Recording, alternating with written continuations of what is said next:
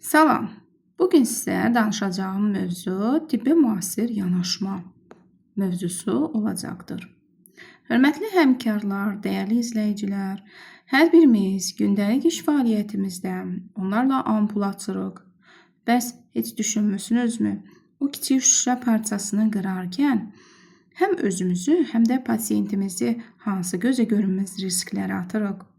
Bugün biz tibbə müasir yanaşma deyərkən sadəcə bahalı cihazları deyil, hər gün istifadə etdiyimiz ən sadə vəsaitlərin, yəni ampulları nəzərdə tuturuq.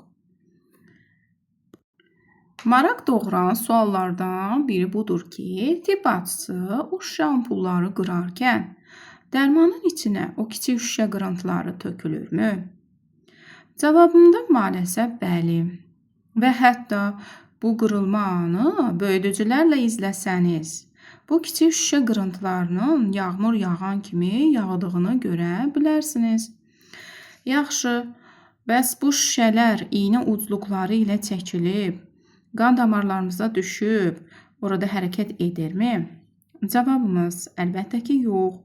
Çünki sistem sandığımızdan daha zəkaca elə qurğulanıb ki, yəni iynəni çəkən tibb bacısı, yəni iynəni çəkərkən iynənin ucunu dibə daldırmazlar. Çünki dibə daldıranda, yəni bu şüşə qırıntıları suyun belə deyək də ağırlığın, belə deyək də onun sıxlığı, suyun sıxlığından çox olduğu üçün dibə çökərlər və şəkildə gördüyünüz kimi tibb bacısı və ümumiyyətlə tibb bacıları ampulu yığarkən flakonu baş aşağı vəziyyətdə tuturlar. Yəni iynəni dibə daldırmazlar. Yəni iynənin ucunu ampulun lap yəni başlıq hissəsinə yığırlar. Ayrıca iynə ucları o qədər incədir ki, təhlükəli ölçüdəki şüşə parçaları o dəlikdən keçirməzlər. Bu dediyim sözləri mikroskop altında lap kiçik böyüdücü ilə göstərsək, yəni şüşənin su damlasında hərəkəti, yəni aşağı istiqamətdə olacaq, yəni yerin cazibəsi qüvvəsi nəzərdə tutub deyə bilərik və iynənin uclarının yəni incəliyi bu qədərdir ki, yəni şüşə parçaları o dəlikdən iynənin uclarından yəni keçə bilməzlər. Amma bu önləmlər belə riski sıfırlamaz. Bu baxımından ampulları, şüşə ampulları yavaş-yavaş tərk edirik. Artıq plastik ampullara keçid edirik. Müasir dövrdə bəli, bu flakonlara, ampullara, plastik ampullara keçid edirik. Çünki tibbdə son dərəcədə güvənli deyə bir şey yoxdur. Ən kiçik risk belə əsla qəbul ediləməz. Biz tibb işçiləri hər il minlərlə şüşə kəsiyi zədəsi alırıq. Bu kəsiklər hepatit, digər qan yolu vasitəsilə infeksiyalar üçün açıq qapıdır. Bəs sual verə bilərsiniz, niyə plastik flakon var? Bax, burada müasir tibbin həlli polipropilen, polietilen flakonlar dövrəyə girir və sual verilir, niyə plastik? Çünki tam təhlükəsizlik şəraitində, yəni flakonlar kəsilmə riskini sıfıra endirir. Onu açmaq, yaxud mişardan istifadə etmək, hər hansı güc tətbiqinə ehtiyac yoxdur. Bəli, sterillik və təmizlik ön plana çıxır. Bu qablaşdırmada xüsusi texnologiya ilə hazırlanır ki, məhlulun içinə heç bir zərrəcik düşməsin.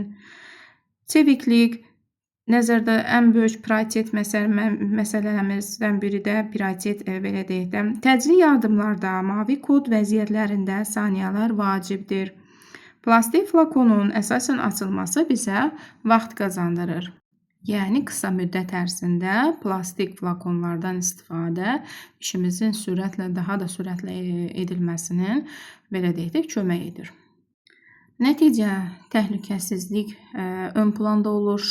Ampuldan plastik flakonlara keçid sadəcə texniki bir dəyişiklik deyil, tibbi xidmətin keyfiyyətini artıran strateji bir addımdır. Sıfır yaralanma riski, bəli, tibb heyətinin əllərində kəsik xəsarətlərinin və infeksiya riskinin tamamilə aradan qaldırılması olur. Mütləq sterillik, bəli, şüşə qırıntılarının məhlula düşmə ehtimalının yox edilməsi, beləliklə pasientlərdə yarana biləcək damar fəsadlarının qarşısının alınması. Çeviklik və səmərə, bəli, təcili vəziyyətlərdə flakonların daha sürətlə açılması, qırılma qorxusu olmadan rahat daşınması və saxlanılması müsbət istiqamətində işlərimizi daha da asanlaşdırır. Yekun olaraq müasir yanaşmanı təhlükəsizliyi prioritet seçməkdir. Şüşənin kövrəkliyindən plastikliyin davamlılığına və təhlükəsizliyinə keçid həm bizim, həm də pasientimizin sağlığı üçün atılan böyük bir addımdır. Unutmayın, kiçik bir dəyişiklik böyük bir fəsadların qarşısını alır. Diqqətiniz üçün təşəkkürlər.